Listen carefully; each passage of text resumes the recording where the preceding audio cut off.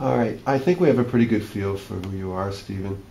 And I know you're tired. We didn't talk about headache, so let's talk about headache, and then I want to finish up with just what you want to leave for those people that are listening or reading about you.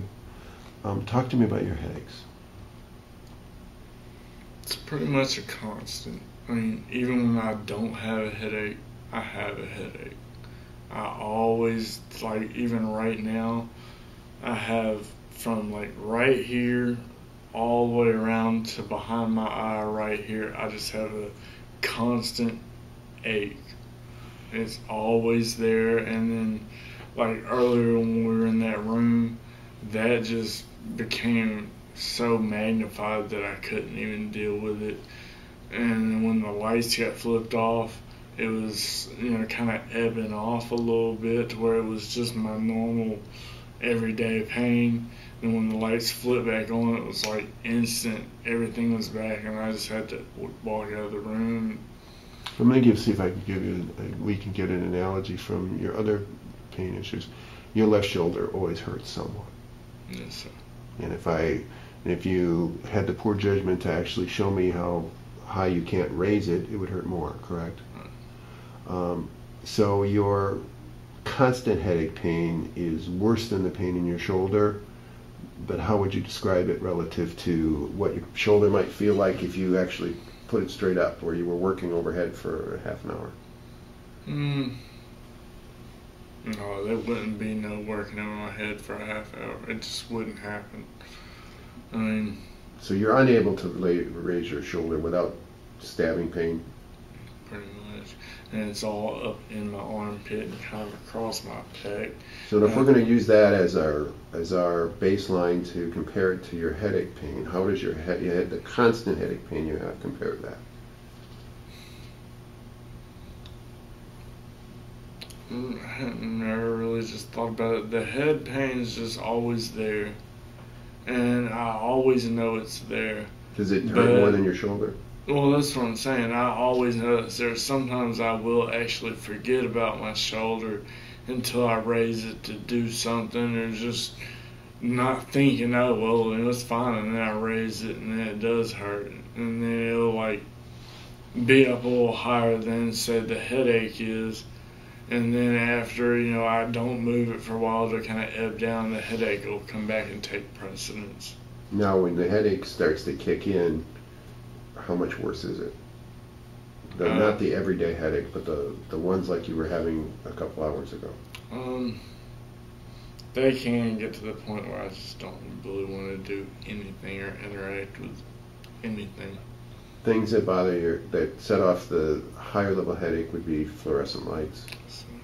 And a lot of it is repetitive sounds, and not even so much the repetitive sounds. It seems like I can kind of tolerate those, but it's like the real weird, like, I don't know if intermediate would be the best word, but the sounds that don't really follow a pattern, but they're, constant, keep going, like, instead of just like a tap with a beat, if it's like just a tap, tap, tap, stop, and something like, if it's a real awkward, repetitive sound, that one seems like it'll get to me after a while. What about music? For the first year, almost 2 years, I couldn't even listen to music, really. It's gotten better there.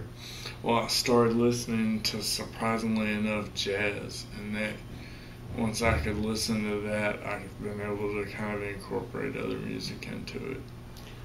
You have balance problems? Yes, sir. Talk to me about that.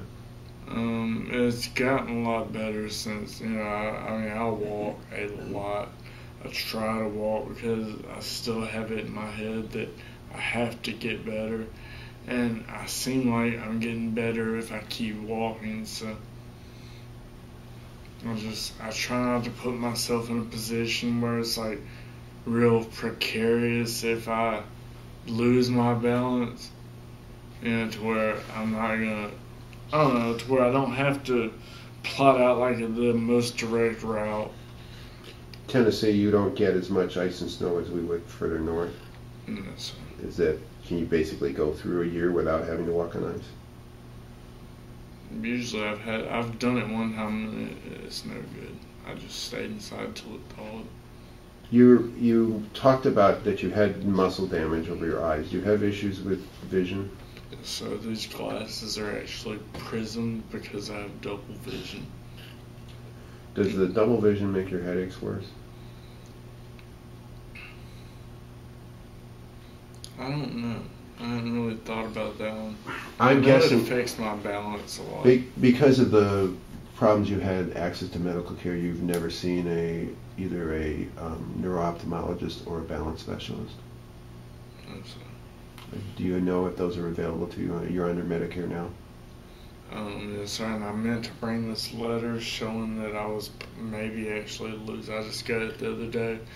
And it said that I didn't know who to talk to about it, but it said that I'm no longer automatically enrolled in it because, and it had a list of like 5 things that it could be why I'm not, and one of them is you no longer receive SSDI, and I really hope that's not the case. But